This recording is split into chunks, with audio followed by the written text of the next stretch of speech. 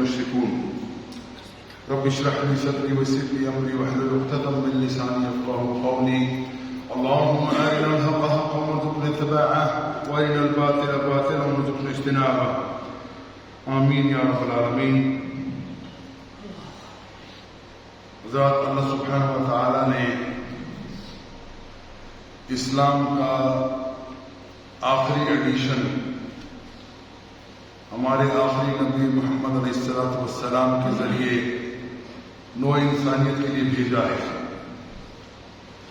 یاد رکھ لیجیے، آدم علیہ السلام سے لے کر محمد بن عبداللہ صلی اللہ علیہ وآلہ وسلم تک دین ایک ہی ہے، اور اللہ سبحانہ و تعالی نے ہر نبی کی امت کو مسلم قرار دیا گیا ہے۔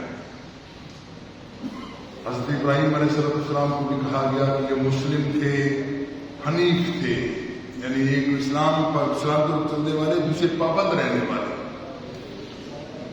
اور ہر نبی کی دعوت کا بنیادی نقطہ یہی ہوا کرتا تھا کہ ایک اللہ کی عبادت کی جائے، اس اللہ کے ساتھ کسی کو شریک نہ کیا جائے، ایک اللہ سے امید رکھی جائے، غیر اللہ کے سامنے سر نہ جھکایا جائے۔ اللہ سبحانہ و تعالی یونیک ہے، یکتا ہے۔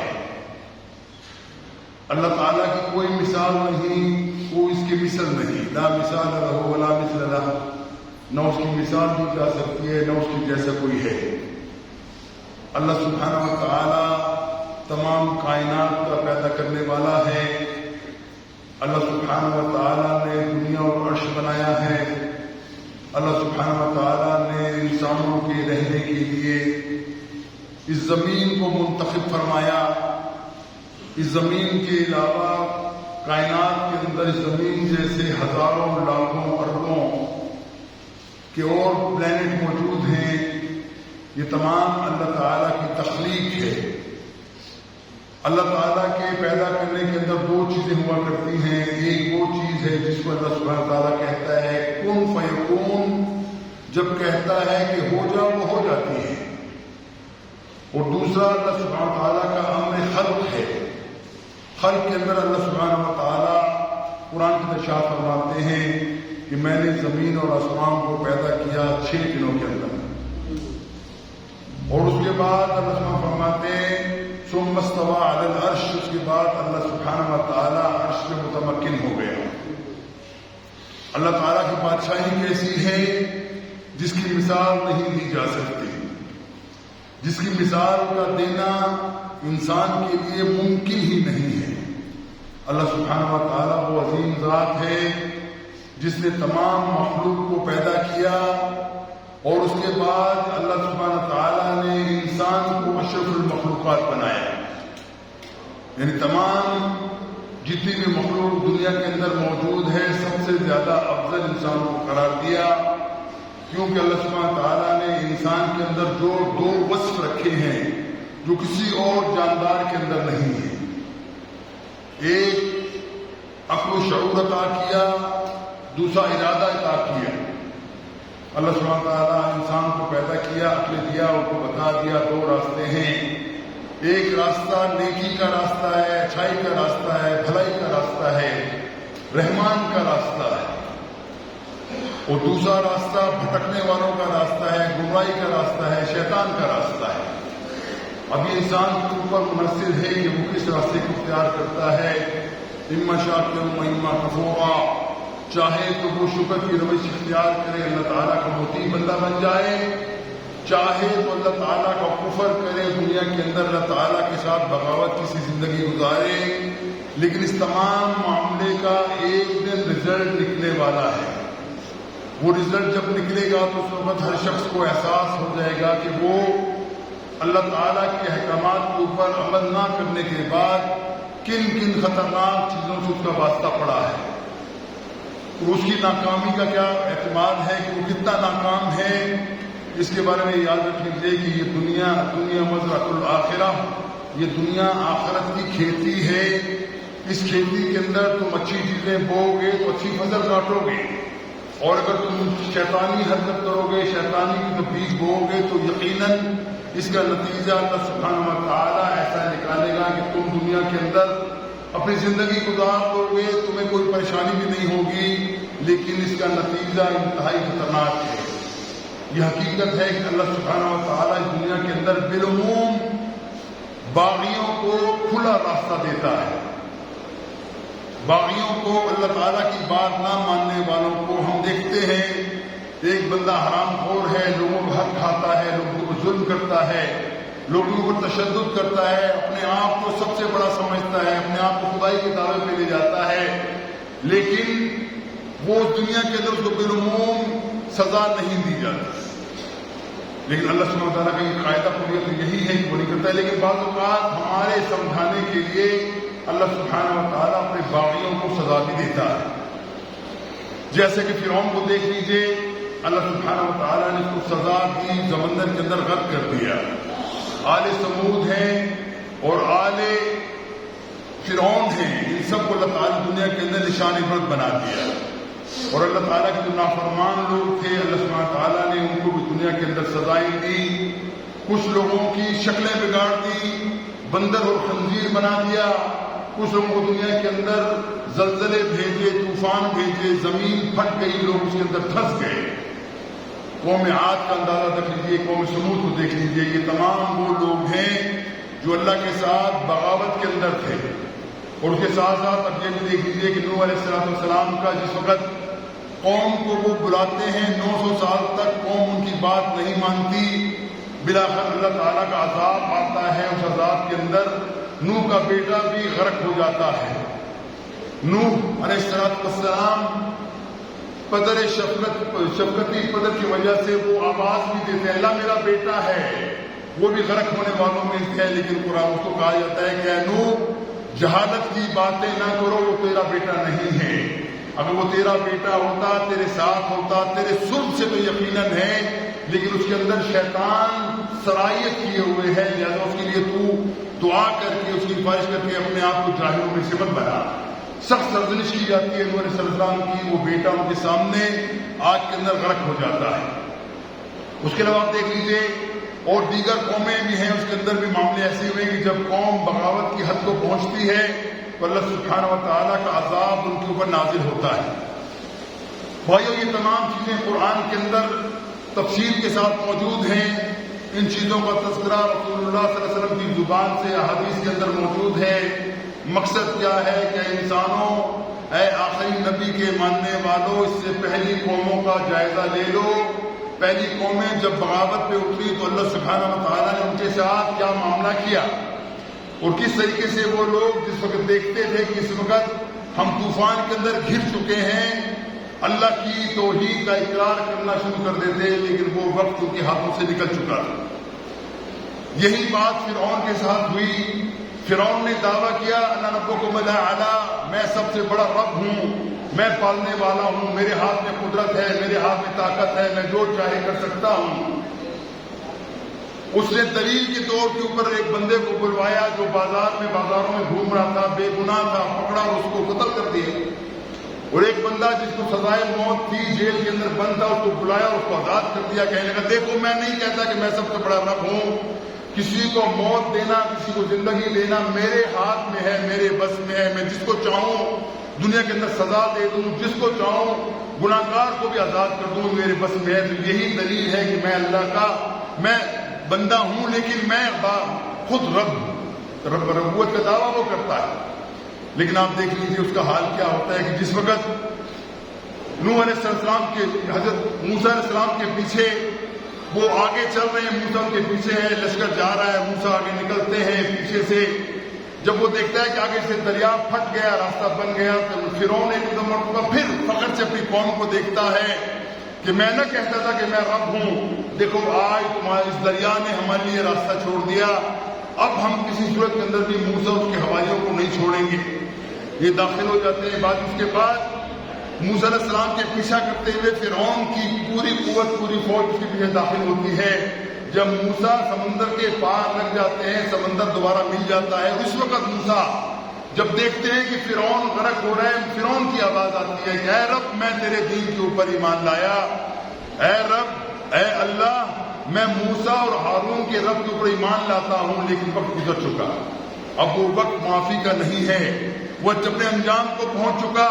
جب بھی بتایا کہ تمہارے پاس مہلت ہے، جب تک اللہ سبحانہ و تعالیٰ نے تمہاری جان رکھی ہے، تمہارے اعضاء و جوارے کام کرتے ہیں، تمہاری عقل کام کرتی ہے، تمہارے پاس قوت ہے، طاقت ہے، اس وقت تم اگر اللہ کے سامنے جھک جاؤ گے تو اللہ سبحانہ و تعالیٰ تمہاری دعا کو قبول کرے گا، تمہاری توبہ کو بھی قبول کر لے گا۔ لیکن معاملہ اس کے برعکس ہو کہ ہم بغاوت کے اندر اس حد تک پہنچ جائیں کہ ہم اللہ تعالیٰ کی خوشنودی حاصل کرنے کا ذریعہ بھی اختیار نہ کریں، اللہ کے ساتھ بغاوت کا معاملہ ویسا ہی ہو جیسے گزشتہ قوموں کا ہوا، تو پھر یقیناً ایسا ہوتا ہے کہ اللہ سبحانہ و تعالیٰ نے اس سے پہلے قوموں کے اوپر جو عذاب نازل کیا ہے ویسے عذاب دنیا کے اندر بھی نازل ہو سکتے ہیں۔ اور ہم نے دیکھا کہ رسول اللہ صلی اللہ علیہ وسلم نے فرمایا، یاد رکھو امت مسلمہ کا حال بالکل ویسا ہی ہونے والا ہے جیسا حال بنی اسرائیل کے اندر ہوا تھا۔ بنی اسرائیل نے بھی اللہ کو چھوڑ کر غیر اللہ کی عبادت شروع کر دی تھی، بنی اسرائیل نے بھی اللہ تعالیٰ کو اپنا حاکم اور اپنا پروردگار ماننے سے انکار کر دیا تھا، اپنے اپنے مسئلوں کے اندر وہ ڈوب کے اللہ تعالیٰ کو بھلا بیٹھے تھے۔ یاد رکھو آج مسلمانوں کا بھی بالکل وہی حال ہے۔ پوری دنیا کے اندر 1 ارب سے زیادہ مسلمان ہیں، لیکن کتنے مسلمان ایسے ہیں جو اللہ تعالیٰ کی عبادت کا حق ادا کرتے ہیں؟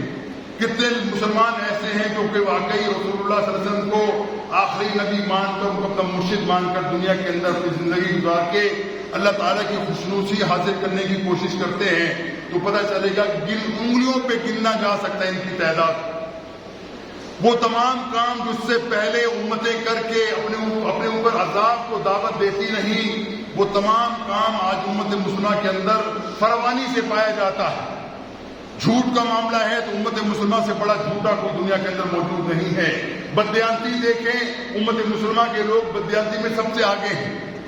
اللہ تعالیٰ کی مخالفت میں دیکھیں، غیر اللہ کے سامنے جھکنے کو دیکھیں، تو آپ کو معلوم ہوگا کہ اس دنیا کے اندر اللہ کے سامنے جھکنے والے کم ہیں، غیر اللہ کے سامنے جھکنے والے زیادہ ہیں۔ ہر شخص اپنے ماحول کا جائزہ لے کے یہ اندازہ لگا سکتا ہے کہ ہمارے محلے میں، ہمارے ایریا میں، ہمارے گاؤں میں، ہمارے شہر کے اندر کتنے لوگ اللہ سبحانہ و تعالیٰ کے ساتھ اپنا وفا کا حق ادا کرتے ہیں۔ پتہ چلے گا کہ انگلیوں پہ گن سکتے ہیں کتنے لوگ۔ پھر ہم یقیناً یہ سمجھنا چاہیے کہ اللہ تعالیٰ کا عذاب ہمارے اوپر آیا ہی چاہتا ہے۔ اگر ہم اللہ تعالیٰ کی عبادت کرنے کے لیے دوبارہ منہمک نہیں ہوتے، لیکن اللہ سبحانہ و تعالیٰ عذاب کیوں نہیں لاتا؟ ہم دیکھتے ہیں کہ اتنی بغاوت ہے، اللہ تعالیٰ اور اللہ کے رسول کے ساتھ حالت ہی جنگ کے اندر امت مسلمہ موجود ہے۔ سود کو ہم کھاتے ہیں، سود کا کاروبار کرتے ہیں، سود کا لین دین کرتے ہیں، اللہ سبحانہ تعالیٰ کا عذاب ہم پہ کیوں نہیں آتا؟ کہ کچھ لوگ شاید ایسے ہیں جو اللہ کے سامنے گڑ گڑاتے ہیں، جھکتے ہیں، اپنے غلطیوں کا اعتراف کرتے ہیں، اور وہ چاہتے ہیں کہ دنیا کے اندر اللہ تعالیٰ ہمیں مہلت دے کہ ہم اللہ تعالیٰ کی عبادت کرنے کے لیے دوبارہ سے اپنے آپ کو تیار کر لیں۔ اللہ سبحانہ تعالیٰ نے ہمیں موقع کی گھڑی عطا فرمائی ہے کہ دیکھو لوگوں، اگر تم سدھر جاؤ گے بہت اچھی بات ہے، لیکن اگر تم سدھرے نہ تو پھر یاد رکھو دنیا کے اندر جب عذاب آتا ہے تو وہ نیک اور بد کو نہیں دیکھتا، تمام لوگوں کو پیس دیا جاتا ہے، تمام لوگوں کو غرق کر دیا جاتا ہے۔ جب یہی معاملہ اللہ کے رسول صلی اللہ علیہ وسلم نے فرمایا کہ جس وقت دجال آئے گا، اس وقت جس علاقے میں وہ داخل ہوگا اس علاقے کے اندر زمین پھٹ جائے گی، لوگ اس کے اندر دھنس جائیں گے۔ لوگوں نے پوچھا یا رسول اللہ، کیا وہ تمام لوگ گناہگار ہوں گے؟ یہ وہ تمام لوگ بدعقیدہ ہوں گے؟ یہ وہ تمام لوگ اللہ کے باغی ہوں گے؟ فرمایا نہیں، ایسا نہیں ہے۔ اس کے اندر کچھ لوگ اللہ والے بھی ہوں گے، ایمان والے بھی ہوں گے، اللہ سے ڈرنے والے بھی ہوں گے، لیکن وہ کیونکہ اس معاشرے کے اندر رہتے ہیں وہ ایک کام چھوڑ دیتے ہیں کہ وہ نیکی کا حکم دینا چھوڑ دیتے ہیں، برائی سے منع کرنا چھوڑ دیتے ہیں، لہٰذا ان کو بھی اس میں لپیٹ دیا جائے گا۔ لیکن ان کو جس وقت حساب کا معاملہ ہوگا تو اللہ تعالیٰ ان کی نیتوں کے مطابق ان کو اٹھا کے ان کو جزا و سزا دے گا۔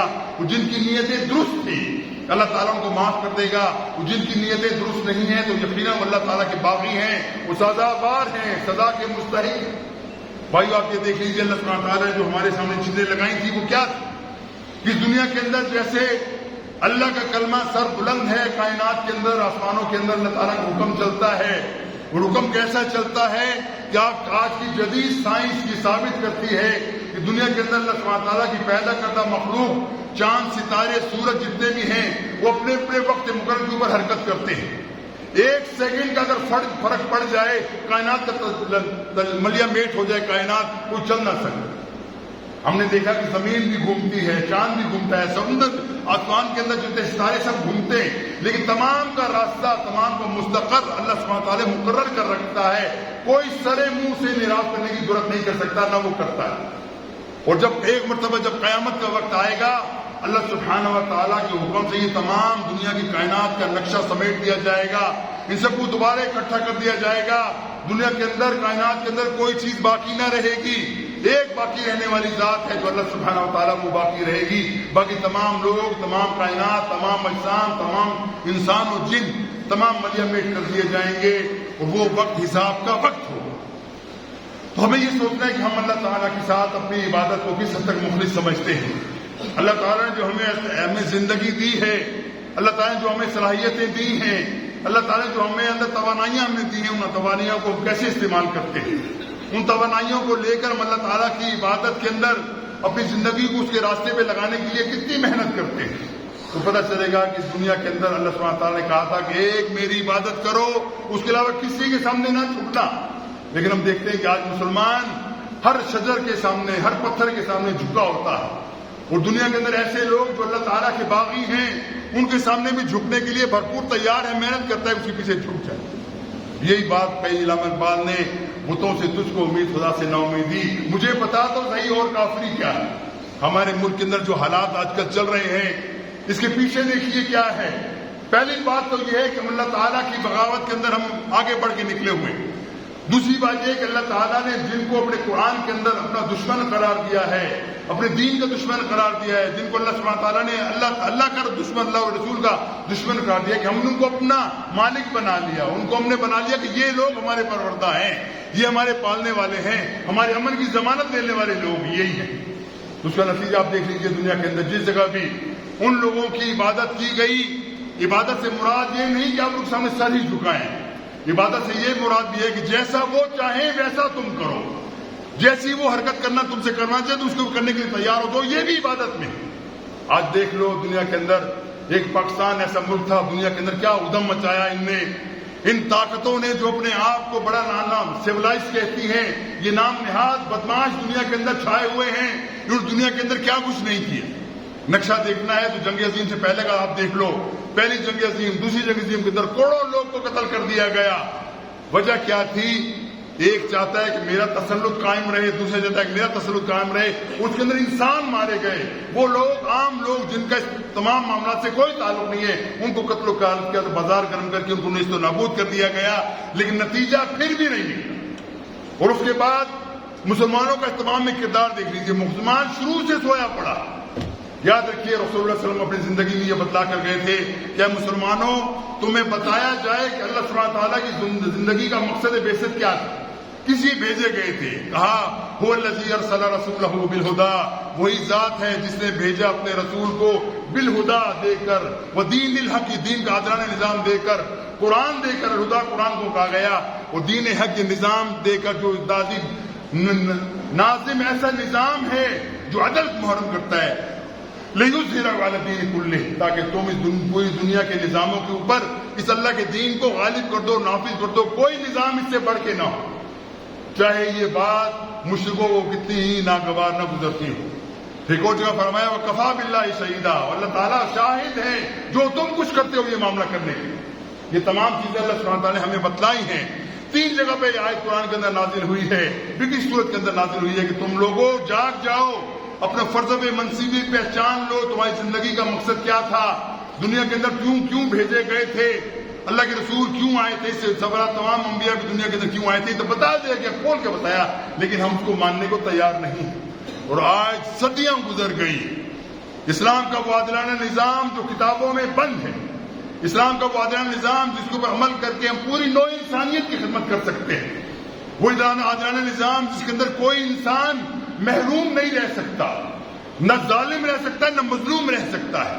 ظالم کی گردن پکڑنے کے لیے اسلام کے وہ قانون ہمارے سامنے موجود ہیں، اور مظلوم کی داد رسی کے لیے بھی تمام نظام موجود ہے. لیکن ہم نے اس نظام کو اپنے پاؤں تلے رون دیا ہے. حقیقت یہی نتیجہ ہے کہ اس دنیا کے اندر وہ قوتیں جو اللہ اور اللہ کے رسول کی دشمن ہیں وہ غالب ہیں. ان کے کہنے کے اوپر ہر چیز ہم کرنے کو تیار ہو جاتے ہیں. ہم دور کی بات نہیں کرتے، اپنے پاکستان کا حال دیکھ لو، کیا پاکستان کا کیا حال تھا، کس طریقے سے تمام لوگ خوشحال تھے، لیکن ان کے کارندے ہمارے ملک کے اندر بیٹھ کے ان کے قانون کو نافذ کرنے کی کوشش کرتے ہیں۔ نتیجہ کیا نکلتا ہے کہ ان سے آج کہا جاتا ہے کہ جیسا ہم چاہیں گے ویسا کرو گے ورنہ تمہیں نیست و نابود کر دیا جائے گا۔ اس کی مثال ہمارے سامنے پرویز مشرف کے زمانے کے اندر جس وقت 9/11 کا معاملہ ہوتا ہے اور یہ پلان دنیا کے اندر پہلے بنایا گیا کہ ایسا معاملہ کیا جائے کہ مسلمانوں کی سرکوبی کے لیے ہم ہاتھ ڈال سکے، کوئی اخلاقی جواز ہمارے سامنے پیدا ہو سکے، وہ کر دیا گیا۔ 9/11 کے بارے میں اب تمام جتنے بھی لرنڈ لوگ ہیں وہ سب سمجھتے ہیں، اور CIA کے لوگوں نے بیان دے دیا کہ یہ تمام پلان یہودیوں کا قائم کیا تھا، جس کے اوپر امریکہ نے اس کو امپلیمنٹ کروایا، اور یہ تمام حادثات کر کے اپنے لوگوں کو پہلے وہاں سے نکال کے لے گئے۔ کوئی یہودی اس معاملے کے اندر قتل نہیں ہوا، اور آج تو یہ ثابت ہو گیا کہ یہ کیسے ممکن ہے۔ ذرا بندہ سوچے، تھوڑی سی عقل سے استعمال کرے، پتہ چلتا ہے کہ ایک بلڈنگ جو ہے وہ 100 منزلہ بلڈنگ ہے، آدھے حصے میں آ کے طیارہ ٹکراتا ہے تو اس کی بنیادیں کیسی کھوکھلی ہو جاتی ہیں، اس کی بنیادوں کے اندر ٹنوں اسٹیل ڈلا ہوا ہے، وہ اسٹیل کیسے پگھل جاتا ہے، کوئی سوچتا ہے کبھی بات کو؟ لیکن آج یہ چیز ان کے اپنے لوگوں کی طرف سے ثابت ہو گئی۔ تمام پلان تھا ہمارا کہ ہم مسلمانوں کے اوپر کس طریقے سے جلغار کریں۔ ادھر سے طالبان ہیں جو کسی صورت کے اندر بھی سر جھکانے کو تیار نہیں ہے، اور کہا گیا ہے پاکستان کے لوگوں، ہمارے جنرل صاحب کے سینے اوپر تمغے لگے ہوئے ہیں، کہا گیا کہ تم ہمارا ساتھ دو ہی راستے تمہارے پاس، یا تم ہمارا ساتھ دو گے یا ہمارے دشمنوں کے صف پہ ہم تمہیں کھڑا کر دیں گے اور ہم تمہارا تورا بورا بنا دیں گے۔ کس کو کہا گیا؟ ایک پاکستان کے مسلمان جنرل کو کہا گیا کہ تورا بورا تمہیں بنا دیا جائے گا۔ اگر غیرت اور ایمان کا تقاضا سامنے رکھا جاتا، کہا جاتا تمہیں جو کرنا ہے کر لو، ہم اللہ کے اوپر توکل کرنے والے ہیں، ہم تم سے ڈرنے والے نہیں ہیں، لیکن ایسا نہیں ہوا۔ بدقسمتی سے ایسا نہیں ہوا، جس کے نتیجے کے اندر ہمارے کلمہ گو بھائی لاکھوں کی تعداد میں افغانستان کے اندر مارے گئے، اور اس وقت ایسی بمباری کی گئی، ایسی کارپیٹ بمبنگ کی گئی کہ کوئی بندہ وہاں پہ زندہ، کوئی جاندار زندہ نہ بچ سکا، تمام کو نیست و نابود کر دیا گیا۔ اور ہم خوشی سے بہتر ہے کہ ٹھیک ہے ہم تو بچے، پاکستان کے اوپر تو مصیبت نہیں ہے، پاکستان کی جلغار تو نہیں ہوئی، لیکن ہمارے افغان بھائی جو مسلمان بھائی تھے ہمارے، ان کو تحت تیغ کر دیا گیا، ان کو خون کے اندر نہلا دیا گیا، ان کی بستیاں تباہ کر دی گئی، لیکن ہدف پھر بھی پورا نہیں ہوا۔ پھر دنیا نے یہ بھی دیکھا کہ یہی وہ لوگ جو اسلام کے دشمنی کے اندر سب سے بڑھ کے تھے، اللہ سبحانہ تعالیٰ نے کیسے ان کی ناک رگڑی، کیسے قطر میں جا کے وہ تمام لوگوں کے سامنے بیٹھے، اور اپنے ان لوگوں کے سامنے ان کی آنکھیں نظریں جھکی ہوئی تھی جو ہمیشہ وہ کہتے ہیں کہ یہ تو دہشت گرد مولوی بیچارے کیا ہمارے ساتھ مقابلہ کریں گے، ان کی ناکیں رگڑی گئی۔ صرف ایک قوت کی نہیں، پوری قد کی نیٹو کی فوجوں کی طاقتوں کی وہ بڑے بڑے سربراہ بیٹھے تھے، اور وہ ان مولاؤں کے سامنے سر جھکا کے بیٹھے تھے۔ یہ معاملہ بھی دیکھیں، جب بھی کہا کہ من یتوکل علی اللہ فہو حسبہ، جب کوئی بھی اللہ کے اوپر اعتماد کرتا ہے، توکل کرتا ہے، تو اللہ تعالیٰ اس کے لیے کافی۔ بھائیو، ہمارے ساتھ بھی معاملہ اس سے مختلف نہیں۔ دنیا کے اندر عراق کو تباہ کر دیا گیا، دنیا کے اندر مصر کو تباہ کر دیا گیا، لیبیا کو تباہ کر دیا گیا، اور اس کے علاوہ آپ دیکھ لیے ایرٹیریا کے اندر کیا معاملہ، ہر جگہ مسلمانوں کو طے کیا گیا کہ مسلمان چپ کر کے دیکھتے رہے، ہر مسلمان دیکھتا رہا کہ یہ معاملہ ہو رہا ہے، لیکن بولنے کی اس کے اوپر طاقت نہیں۔ یہ معاملہ ہمارے اس پر آج نتیجہ کیا ہوا کہ دنیا کے اندر واحد ایٹمی قوت جس کو پوری دنیا کے اندر کہا جاتا ہے کہ اسلامک بم رکھنے والے لوگ ہیں، ان کو کیسا لمبا لٹا دیا گیا۔ اور حقیقت بات یہ ہے، ہمیں اس امریکن اس بندے کی یاد آتی ہے جس نے بات بدی کڑوی کہی تھی، لیکن لگتا ہے سچ تھی۔ وہ کہتا ہے یہ پاکستان ایسی قوم ہے، اگر ان کو مجبور کیا جائے یہ اپنی ماں کو بھی بیچنے کو تیار ہو جاتے ہیں۔ آج سوچو ہمارا حال کیا ہے، وہاں سے روزانہ باتیں آتی ہیں۔ کیا باتیں ہوتی ہیں؟ دیکھو، ہم نے ایک دھمکی لگائی کہ تم نے یہ کام اس طریقے سے کرنا ہے۔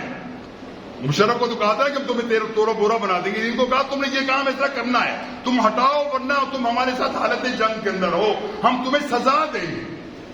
نتیجہ کیا ہوا ہے؟ کہنے والے نے کہا کہ ہم تمہاری بات ماننے کو تیار نہیں ہیں، ہم اللہ تعالیٰ کے اوپر اپنا اعتماد رکھتے ہیں، اللہ تعالیٰ ہماری مدد کرے گا، ہم تمہاری بات ماننے کو تیار نہیں۔ کیا حال کر دیا آج دیکھ لو، جس نے کہی تھی بات کہ میں تمہاری بات نہیں مانتا، غلامی نہیں کرتا، وہ بندہ زیر اتاب ہے، اور جو لوگ اس کے آقا کو تسلیم کر گئے وہ دیکھو دنیا کے اندر عیاشیاں کریں۔ لیکن کب تک یہ دنیا کب تک چلے گی؟ یہ کب تک تمہاری عیاشیاں چلیں گی؟ اور یہ وہ لوگ ہیں جو دنیا کے اندر بڑے بڑے طاغوت کے ساتھ ان کے تعلق تھے۔ شاہ ایران کو دیکھ لو، صدام کو دیکھ لو، بڑے تعلقات تھے لوگوں کے، جب ان کو مصیبت آئی کسی شخص نے ان کو پوچھنا بھی گوارا نہیں کیا۔ یہ شاہ ایران ہے جو ایشیا کا سب سے بڑا امریکہ کا حلیف تھا، امریکہ کا ہواری تھا، لیکن جس وقت اس کا حکومت کا تختہ الٹا جاتا ہے یہ کہتا ہے کہ میں بیمار ہوں، علاج کرنے کے لیے امریکہ آنا چاہتا ہوں، صاف کہہ دیا کہ میاں تمہارا ہمارے سے کوئی تعلق نہیں، آنا ہے سیدھے جاؤ ہاسپٹل میں ہمیں علاج کرو چلے جاؤ، ورنہ اس کی بھی ضرورت نہیں۔ یہ وہ لوگ تھے جو ان کی ایلچی ہے، جو ان کے چمچے تھے، جو ان کے سب سے بڑے ہواری تھے، لیکن جب مشکل وقت آیا تو کوئی ان کو پوچھنے والا نہیں تھا۔ یاد رکھو مسلمانوں، اپنی تاریخ کو یاد رکھو کہ یہ وہ لوگ ہیں جو تمہارا ایمان اچک لینا چاہتے ہیں، تمہارا مال لوٹ لینا چاہتے ہیں، تمہاری عصمتیں بجا وہ لوٹ لینا چاہتے ہیں، مگر تمہارے ہمدرد کبھی نہیں ہو سکتے یہ لوگ۔ ہم یہی کہتے ہیں بھائیو، اگر تم سمجھتے ہو کہ اسلام کی ترقی چاہیے، اسلام کا عروج چاہیے، تو یاد رکھو، تم وہ یاد رکھو جو اللہ نے فرمایا تھا کہ جو لوگ ان کا تعاون کرتے ہیں، اللہ کے دشمنوں کے ساتھ مل کے بیٹھتے ہیں، یقین کرو کہ وہ انہی میں سے